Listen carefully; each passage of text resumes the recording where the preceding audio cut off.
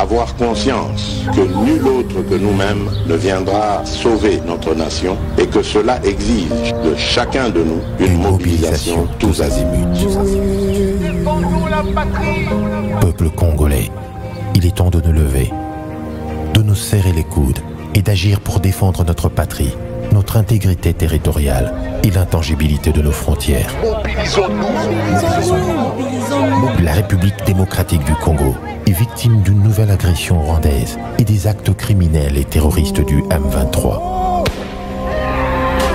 Ils ont juré de compromettre l'élan de notre progrès, nous diviser et perpétuer le pillage de nos ressources naturelles. Le sang a trop coulé, de vies sont fauchées. Notre faune, patrimoine mondial, est détruite. La situation humanitaire est alarmante. Nous avons un devoir sacré de résistance patriotique et populaire. Pour cette cause nationale, mobilisons-nous. Au-delà de tout clivage, y compris politique, agissons contre l'ennemi de la paix, notre cible commune. Restons vigilants. Disons non à la stigmatisation et à tout acte de violence. Exprimons toute notre solidarité aux compatriotes victimes de cette agression.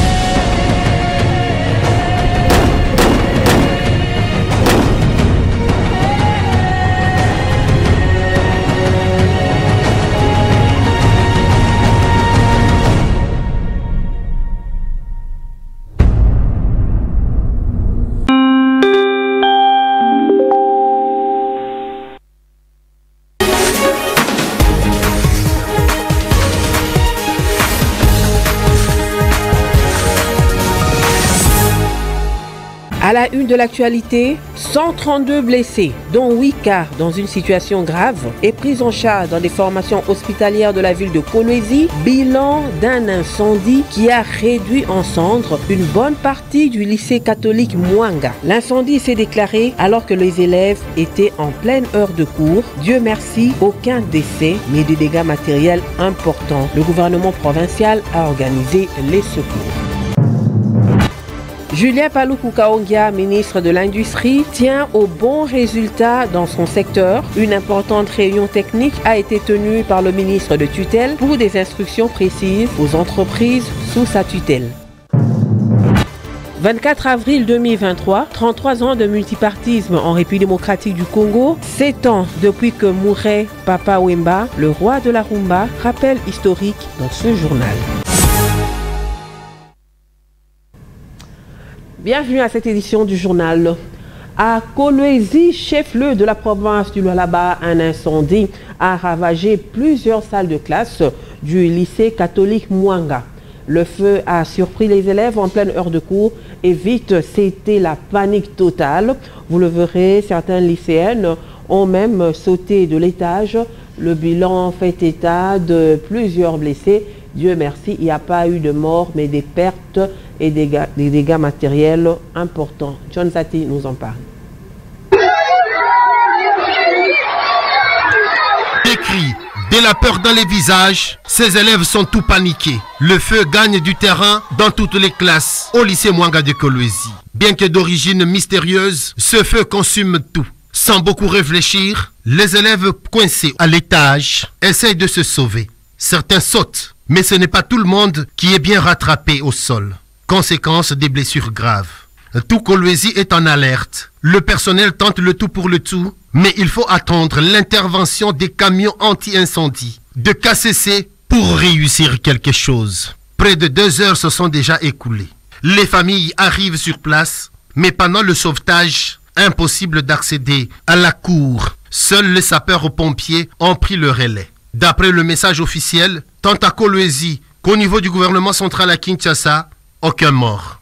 Les secours ont dénombré des dizaines d'élèves blessés graves, acheminés dans les hôpitaux HPK, hôpital du personnel de Kolwezi, l'hôpital méthodiste et l'hôpital général de référence Mwangeji, principalement. D'après le constat sur place, les camions anti-incendie de la commune de Dilala et de la commune de Manika, arrivés les premiers, étaient à court d'eau. Conséquence, tout au premier étage est parti en fumée, même les dossiers des élèves et de l'école. D'après les sources au lycée Mwanga de Kolwezi, l'avenir pour cette année scolaire 2022-2023 semble compromis, vu que les dégâts matériels sont importants. Cette situation à Kolwezi soulève une question. Comment, au regard du boom minier tant vanté dans la province du Lualaba, l'intervention pour ces anges de catastrophe n'ait pas été à la hauteur? Au regard des images également, le personnel à l'école semble ne pas être formé dans l'encadrement des élèves au moment des sinistres. L'origine de cet incendie demeure encore inconnue officiellement, mais les premières révélations indiquent que le feu serait parti de la cuisine de l'internat pour gagner tout le premier étage jusqu'à atteindre le couvent des sœurs. Les hôpitaux Mwangeji, HPK et méthodistes ont mis à la disposition du public les listes des élèves, secouristes et autres personnes admises dans leurs hôpitaux pour des soins suite à cet incendie. Et comme je vous l'ai dit, le gouvernement provincial s'est organisé pour limiter les dégâts. Aucun mort, 132 blessés, dont 8 cas dans une situation particulière. Parmi ces cas, il y a eu des brûlés, des traumatisés, pris en charge dans les formations hospitalières de la ville de Kolwezi. C'est le bilan donc provisoire de cet incendie présenté officiellement par le ministre provincial de l'Intérieur, Deodat Kapenda Wakapenda, et son collègue de la Santé, Espérant Mouzakam. C'était au sortir d'une réunion de crise convoquée justement par rapport à cet incident malheureux. Alain Lino Mwamba. Tout le monde a été mobilisé, notamment 11 camions-citernes et tous les responsables de la ville de Kolwezi. Nous étions au lycée Mwanga pour assister à la lutte a mené le groupe des sapeurs-pompiers pour lutter contre ces flammes. Nous avons d'abord constaté que les flammes étaient très fortes, mais Dieu merci, les flammes ont été maîtrisées. Quant au bilan, jusque-là, Dieu merci, nous ne déplorons aucun mort. Donc aucune de nos filles du lycée Mwanga n'est décédée jusque-là. La cause, bon, il y a des gens qui spéculent, il y en a qui parlent de court-circuit électrique, d'autres qui parlent d'un feu qui partirait du côté de l'école primaire. Mais nous sommes contents d'apprendre de la bouche du procureur que l'enquête est déjà ouverte depuis ce matin. Le bilan est de 132 cas de victimes, dont 8 cas sont avec un pronostic vital entamé, mais stabilisé au niveau des structures sanitaires de prise en charge. Mais nous notons qu'il n'y a aucun décès à ce stade, nous n'avons aucun brûlé à ce stade, mais nous avons les cas que nous avons soulignés, ce sont des cas de traumatisme physique bien sûr, suite à différentes chutes, mais aussi psychologiques. Ici nous soulignons très bien qu'il y a des cas psychologiques, aussi bien de stress post-traumatique aigu que de stress post-traumatique chronique, et qui va donc nécessiter une prise en charge psychologique à court terme, et des cas qui vont nécessiter aussi une prise en charge médicale ou chirurgicale à moyen, long et court terme. Voilà un reportage que vous allez suivre en grand format juste après cette édition du journal. Et le gouvernement central à Kinshasa s'est dit également touché par cet incendie intervenu au lycée Mwanga. En collaboration avec les autorités provinciales, le gouvernement a fait part de sa compassion aux victimes et suit de très près la situation. Vous suivrez d'ici la fin de ce journal le porte-parole du gouvernement qui s'est exprimé lors d'un briefing de presse sur cet incendie.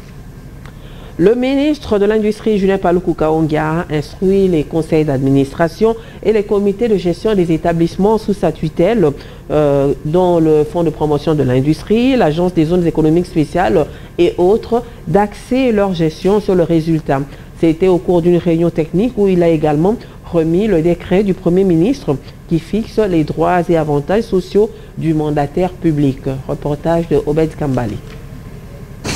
La consolidation de la gestion axée sur le résultat au niveau du Fonds de promotion de l'industrie FPI, de l'Agence des zones économiques spéciales AZES, de la Direction générale des corridors de développement industriel de GCDI et du Conseil congolais de la batterie CCB. Ce point a été au centre de la réunion technique ce lundi à Kinshasa entre le ministre de l'Industrie Julien Paluku Kaongia et les présidents des conseils d'administration et les directeurs généraux ainsi que les directeurs généraux adjoints de ces établissements publics sous tutelle du ministère de l'Industrie. Le ministre a insisté sur l'efficacité et l'efficience, mais aussi la collaboration franche entre ces mandataires publics. À cette occasion, Julien Paluku Kaongia a remis à ses animateurs le décret du Premier ministre du 12 avril 2023 portant statut des mandataires publics dans les établissements publics en République démocratique du Congo, décret qui accorde des droits et des avantages sociaux. Au nom de l'équipe, la présidente du conseil d'administration du Fonds de promotion de l'industrie FPI, Vicky Katumwa Mukalai, a indiqué que ce décret du Premier ministre va booster un travail de qualité chez les mandataires publics. Les bruits qui couraient par-ci par-là sont finis par ce décret, et aussi il nous a invités à la bonne collaboration, au bon climat de travail entre les différents organes qui constituent ces structures de son ressort. Il nous a aussi invités, comme d'habitude, à produire des résultats. Et la valeur ajoutée, c'est que nous devons utiliser à bon escient, dorénavant, les ressources qui sont mises à notre disposition.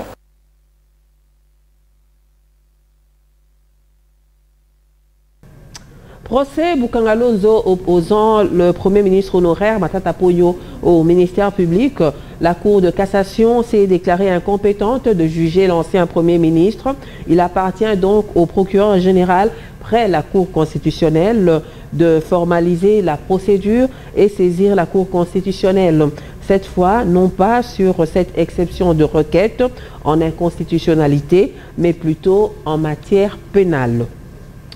24 avril 1990, 24 avril 2023, cela fait exactement 33 ans depuis que feu Maréchal Mobutu ouvrait la voie au multipartisme. 7 ans après, le Zaïre devenait République démocratique du Congo. Plus de 3 décennies passées, et quel bilan établir de la sphère politique dans le pays? Fifi Kouchipon nous en parle.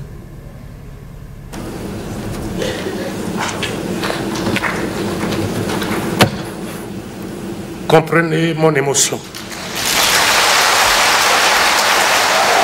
L'avènement du pluralisme politique, ou mieux de la démocratisation en République démocratique du Congo, instauré par Mobutu 33 ans après, présente des avantages au regard de la situation politique actuelle. Du parti unique, le MPR, Mouvement populaire pour la révolution, on est arrivé à ce jour à plusieurs partis politiques, plus de 500, des partis qui poussent malheureusement comme des champignons. Après le régime dictatorial de Maréchal Mobutu, acquis à la suite d'un putsch ayant déstabilisé le président de la Première République, Joseph Kasavubu, le pouvoir s'acquiert désormais par voie démocratique, soit des élections. Le pays a déjà connu 3 cycles électoraux, premièrement en 2006 et 2011 ayant conduit Joseph Kabila Kabange au pouvoir, puis celui de 2018 ayant abouti à l'alternance au plus haut sommet de l'État avec la passation pacifique du pouvoir entre Joseph Kabila et Félix-Antoine Tshisekedi. Cette démocratisation est également palpable dans le domaine de la presse, le 4e pouvoir avec l'apparition de plusieurs médias audiovisuels et presse écrite dotés d'une liberté d'expression. D'autre part, le multipartisme politique n'a pas que des côtés positifs. Au regard de la situation politique actuelle, estime bon nombre d'observateurs. Il se constate que la majorité des partis ou formations politiques sont créés pour des intérêts égoïstes. Les mécontents ou insatisfaits se détachent du parti initial pour créer leur propre parti et ne mènent pas une lutte pour l'intérêt de la population. En outre, les valeurs prônées par le maréchal Mobutu, à savoir l'unité, la cohésion nationale et la liberté pour chaque Congolais de quelque tribu ou ethnie que ce soit, de circuler ou œuvrer dans n'importe quel coin du pays, se sont évaporés, faisant place au tribalisme qui ne cesse de gagner du terrain. Dans toutes les provinces, les hautes fonctions ne sont assumées que par les originaires, un recul considérable pour la démocratie et le développement du pays. Le tribalisme constaté même au sein des services de l'État ou autres entreprises où la majorité des travailleurs sont essentiellement.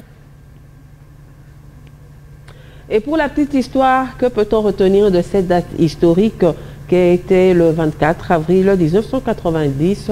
Élément de réponse dans ce récit de Rita Bitoud.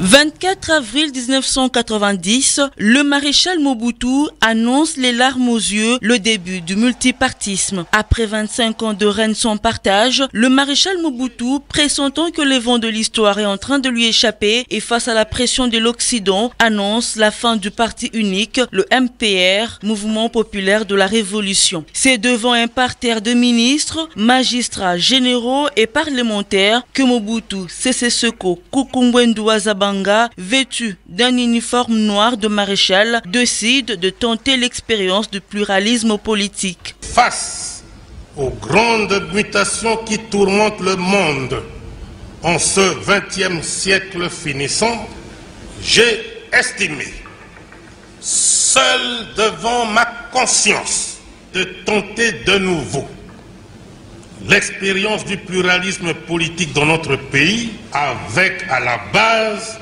le principe de la liberté pour chaque citoyen d'adhérer à la formation politique de son choix. C'est un maréchal aux yeux imbués de larmes, rehaussant ses lunettes pour sécher quelques gouttes, silence de quelques secondes, suivi d'un regard presque suppliant en direction de l'assistance, et lâche la phrase devenue célèbre et la plus connue de ce discours. Comprenez mon émotion. Ce 24 avril, Mobutu ouvre les vannes de la démocratisation et les Aïrois à l'époque ne se font pas prier pour investir cette nouvelle liberté. Le soir même, les hommes sont habillés en veste et cravate, les filles en pantalon, des vêtements interdits du temps du parti État, le MPR, au nom du recours à l'authenticité. Des dizaines de journaux apparaissent dans les kiosques, sans parler des partis politiques qui poussent comme des champignons. Grèves et manifestations se multiplient au pays, sonnant ainsi le glas du maréchal et de son parti État, le MPR.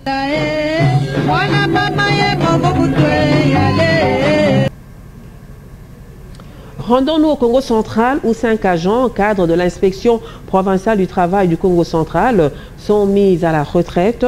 La cérémonie a été présidée par l'inspecteur provincial du travail en présence des agents et autres personnalités du monde du travail du Congo central. Jean-Claude Kidoumou. Par ordonnance présidentielle numéro 22/251 du 27 décembre 2022, 5 de nos collègues et un agent sont sortis en retraite conformément à la loi numéro 16/013 du 15 juillet 2016 portant statut des agents de carrière des services publics de l'État. C'est cette ordonnance présidentielle qui sanctionne la mise en retraite de 5 cadres et agents de l'inspection provinciale du travail Congo central qui est dirigée par l'inspecteur provincial du travail, Madame Bernadette Makayavangu. Après avoir fait de beaux et loyaux services pendant plus de 60 ans au sein de l'administration publique de l'État, l'ère de le revoir est arrivée. Nous présentons notre excuses à nos partenaires donc qui se sentent lésés au cours de notre carrière. Je vous remercie vivement. L'inspecteur provincial du travail Congo central avait lu quelques arrêtés et décrets créant et organisant cette institution publique de l'État. Créée par arrêté ministériel de son Excellence Monsieur le ministre du Travail et Prévoyance sociale et ministre de la fonction publique du 17 mars 2003, sanctionné par le décret du 19 janvier 2012 portant création et organisation des services publics dénommé Inspection Générale du Travail, IGT en cycle. Cette cérémonie de mise en retraite de ces cadres et agents a été célébrée à Matadi dans la salle de la Fédération des entreprises du Congo, Congo central, FEC. Le ministre du Travail et Prévoyance sociale a été représenté par son conseiller, Madame Exaucé Makonko, accompagné par les autres membres du ministère. À titre symbolique, les conseillers du ministre les a remis quelques présents. Les cadres et agents de l'inspection provinciale du travail Congo central ont répondu présents à cette manifestation.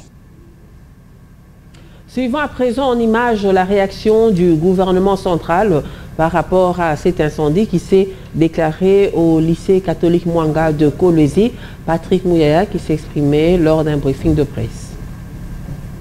Peu avant les débuts de ces briefings, nous étions en contact avec le vice-premier ministre, ministre de l'Intérieur, qui nous a transmis des éléments qu'il a reçus des autorités provinciales avec lesquelles nous avons aussi échangé. Et donc, il n'y a pas eu de mort, il y a eu des cas de suffocation, il y a eu des cas de traumatisme ou de fractures, mais les enfants qui ont été touchés ont déjà été pris en charge.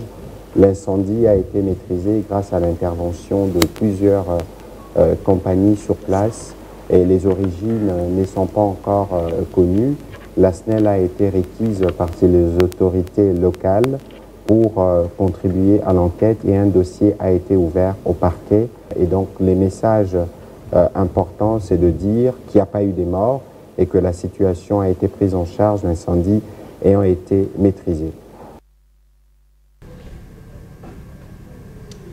Commémoration ce 24 avril 2023 du 7e anniversaire du décès de l'artiste musicien Papa Wemba, le roi de la rumba congolaise, mort sur scène, vous le savez, lors du festival d'Anoumabou en Côte d'Ivoire. Et au village Molokai à Matongé, dans la commune de Kalamou, une kermesse est organisée durant 7 jours en mémoire de feu Papa Wemba et l'orchestre Viva la Musica que dirige actuellement son épouse Amazon va également se produire durant ces 7 jours.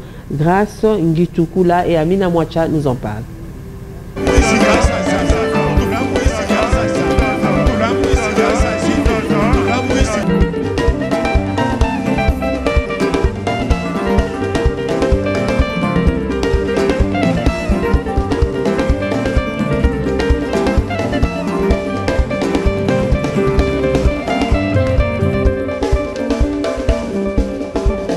Au 7e anniversaire du décès de l'artiste et musicien Papa Wemba, le roi de la rumba congolaise, au village Molokai à Matongé, ses fans se souviennent encore de lui comme si c'était hier. Ils se souviennent de Papa Wemba, humble, un homme d'une bonne moralité et surtout un grand sapeur.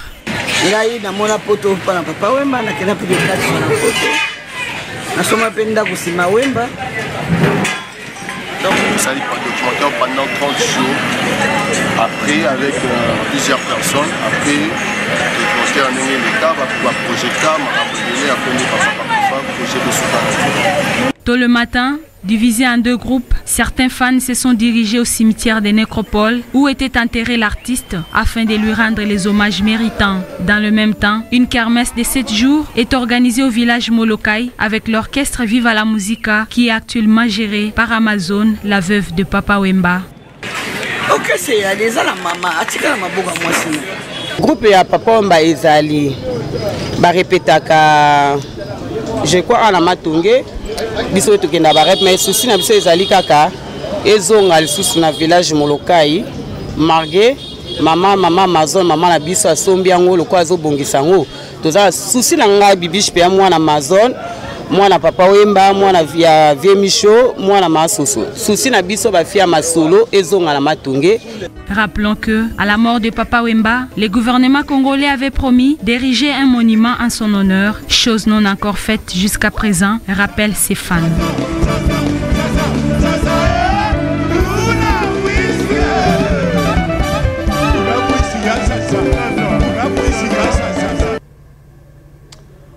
Voilà donc pour ces dernières images de Papa Wemba.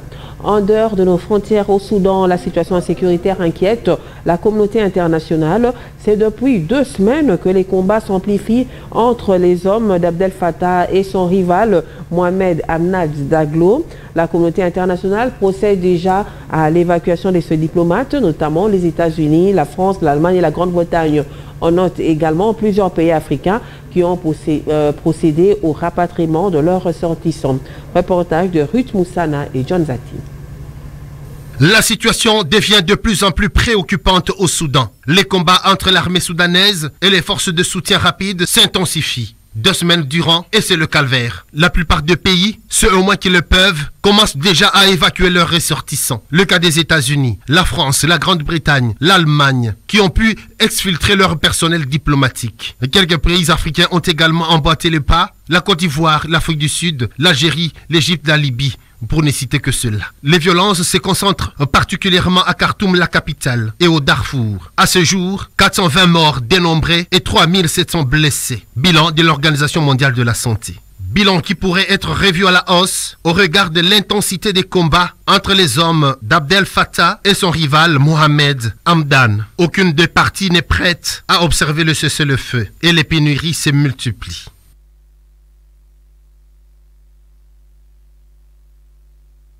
Juste après, vous suivrez la revue de presse dans une sélection de Koubeloso, et par la suite vous suivrez également une page magazine sur la réaction donc du gouvernement provincial du Lualaba lors de cet incendie qui a ravagé le lycée Mwanga.